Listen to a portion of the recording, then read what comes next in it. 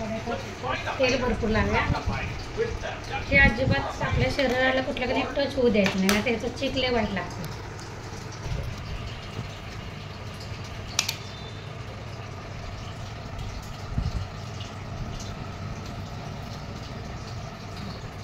असं पाणी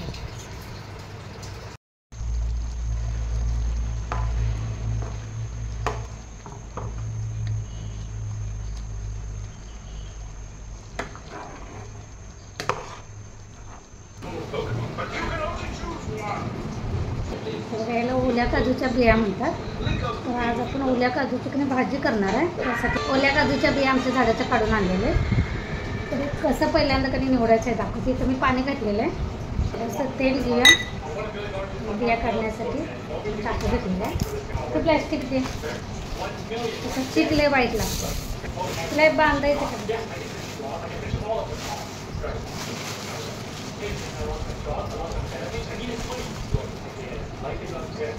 ह्याचा जर चीक लागला की नाही तर असं भाजल्यावर कसं फोड उठतं तसं फोड उठतं. तेल लावायचं. वेळेला पण तेल लावून घ्या.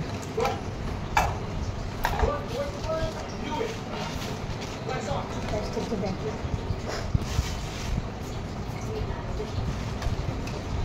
बरोबर मजमत का नाही चिरायची. कवळी असल्यामुळे पटकन चिरते.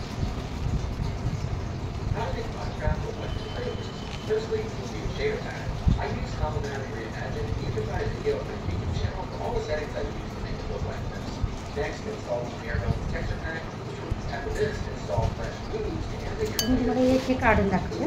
त्यातलं पांढरं काजू बी आहे की नाही हे काढायचं.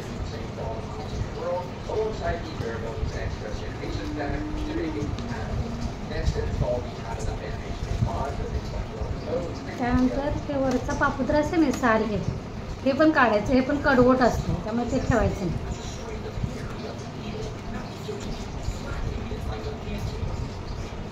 काजूची बी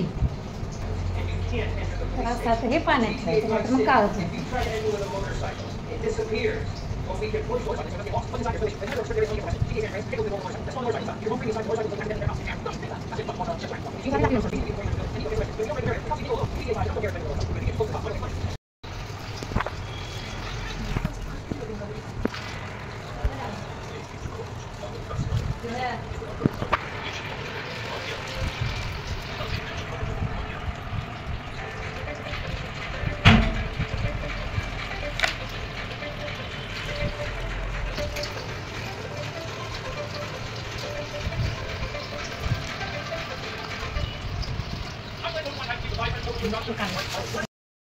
हॅलो नमस्कार, मी प्रतिभा तुम्हा सर्वांचं स्वागत करते आपल्या चॅनलवर. तर आजचा दिवस तुम्हाला खूप छान सुंदर जाऊन तुमच्या मनातील सर्व इच्छा पूर्ण होत.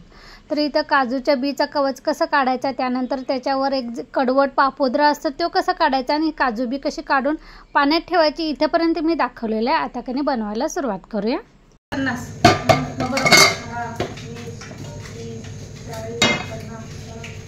बरोबर पुरते ना 50 रुपयाचा काजू 140 आणि नारळ अजून एक 70 रुपयाचं दूध 20 रुपयाचं 50 रुपयाचं काजू एक 120 एक नारळ 50 काजू एक नारळ. तर इथं कधी शाही काजू मसाला करण्यासाठी त्यासाठीचं साहित्य लागणार होतं ते थोडंसं मी नीला आणायला सांगितलेलं आहे. म्हणजे काजू पण आपल्याला वाळलेले काजू लागतील, एक नारळ लागेल, त्यातला मी अर्धा वापरणार आहे तर तो आणायला सांगितलेलं आहे. ते आणेतोपर्यंत मी इथं 2 मोठे कांदे आणि 2 मोठे टोमॅटो घेतलेले. ते मोठे मोठे चिरून कधी थोडंसं मीठ घालायचं आणि मीठ घालून कधी तांबूस कलर येईपर्यंत कांदा टोमॅटो भाजून घ्यायचा. त्यानंतर इथं आपल्याला लसूण लागणार आहे, आलं लागणार आहे, कोथिंबीर लागणार आहे, त्यानंतर थोडीशी खसखस पण लागणार आहे. आणि ही भाजी आपल्याला कधी म्हणजे जो काजू मसाल्याची जी ग्रेव्ही आहे ती आपल्याला कधी तुपामध्ये फोडणीला टाकायची. म्हणजे मला बटरमध्ये फोडणीला टाकायचं होतं पण कधी नील तोपर्यंत गेला आणि परत त्याला आणायला सांगितलं. ते कसं तो खेळून येतो क्रिकेट आणि त्यानंतर दूध आणायला वगैरे साहित्य आणायला गेला त्यामुळे कधी कंटाळलेला म्हणून म्हटलं परत एकदा आणायला पाठवायचं राहू दे म्हणून म्हटलं तुपातच आपण आज फोडणीला देऊया.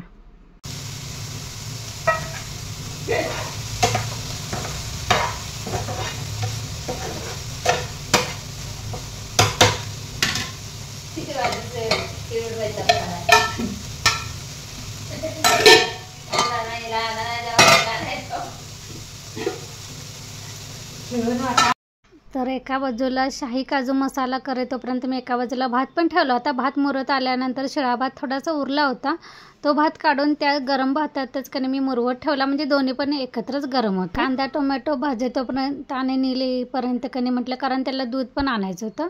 ते सगळी कामं करून येईपर्यंत मी चपात्या पण बनवून घेतल्या, म्हणजे कसं काजू मसाला झाल्या गरम गरम वाढायला बरं पडतं म्हणून. तर इथे कधी चपाती घडी करून भांड्यात काढून ठेवते आणि सगळी भांडी थोडीशी बेसिनमध्ये ठेवते. त्यानंतर आपण शाही काजू मसाला बनवायला घेऊया.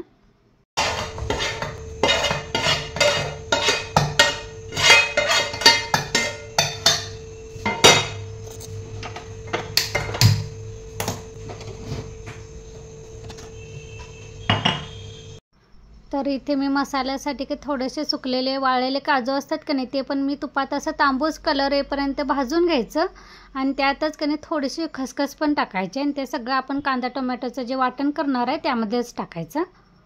म्हणजे मी आता ह्या मसाल्यासाठी जे वाटण टाकणार आहे का नाही ते मी परत एकदा सांगते. कांदा टोमॅटो भाजून घेतला थोडंसं मीठ टाकून, त्यानंतर आपण सुकलेलं काजू पण तुपात भाजून घ्यायचं, थोडीशी खसखस पण भाजायची, ते पण त्या मिक्सरच्या भांड्यामध्ये टाकायचं. त्यानंतर ओला नारळ पण कधी थोडंसं खोवून घ्यायचं आणि ते पण ओला नारळाचा किस टाकायचा. त्यानंतर लसूण, आलं आणि कोथिंबीर हे सगळं पाणी घालून कधी वाटण करून घ्यायचं. काय मॅगी दे. पनीरमध्ये नाही लावल्यास की तुपात करणार माझा. तुपात करायचं. एवढं लसूण ते काजू आहे ते लावून लसूण.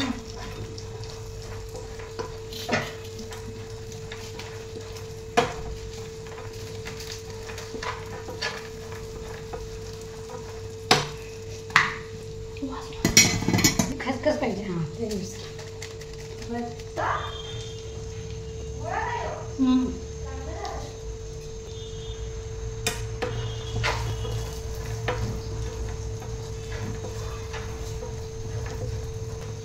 वाचत बद्दलचा दुसरा काही अभ्यास करते का तोपर्यंत.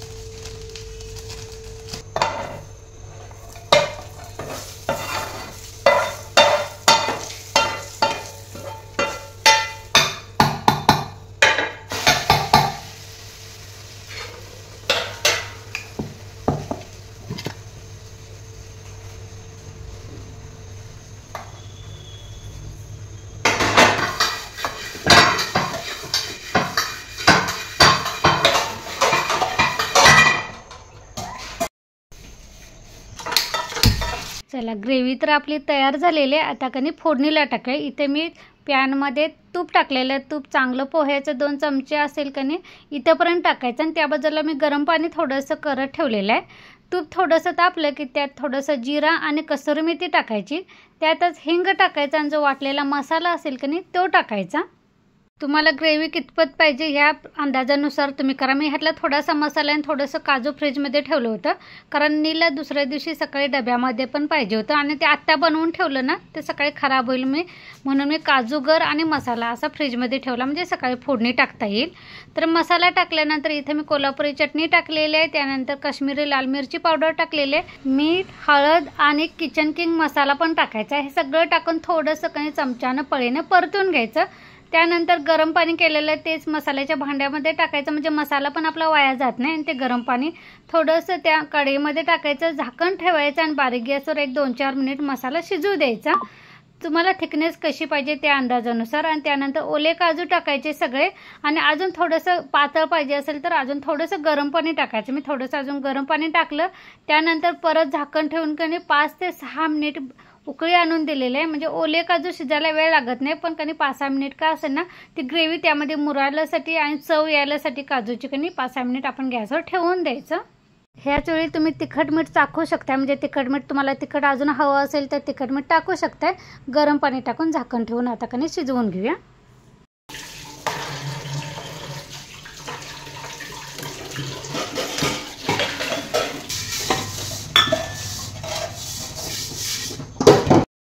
त्यानंतर दुधाची साय असते की नाही, आमच्याकडे कसं डेअरीतून दूध आणतात त्यामुळे दुधाला साय अगदी घट्ट असते. तर चांगली 2-3 चमचे कणी असं दुधाची साय घ्यायची आणि ती चांगली अशी फेटायची चमच्यानं.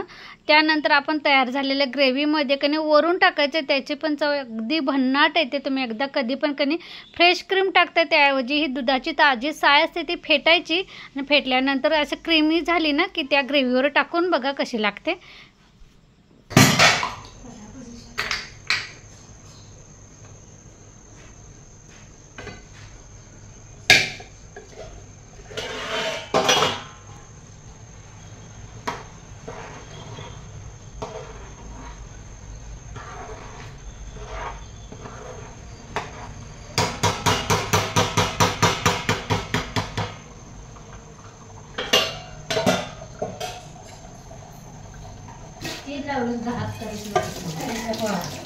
त्याचं काय वैशिष्ट्य आहे काय लय त्याला चिक खाणे चांगले तर ते अवघड तेवढं काय मग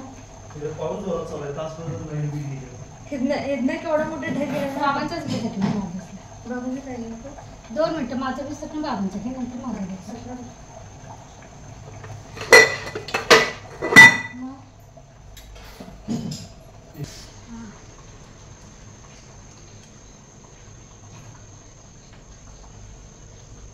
तर इथं बघा आपला शाही काजू मसाला तयार झालेल्या अगदी हॉटेलमध्ये मिळतोय कणी त्याच्यापेक्षाही भारी म्हटलं तरी चालेल. एवढा भारी झालेला चपातीसोबत तर अगदी छान लागत होता. तुम्ही एकदा नक्की ट्राय करा, तुम्हालाही आवडेल.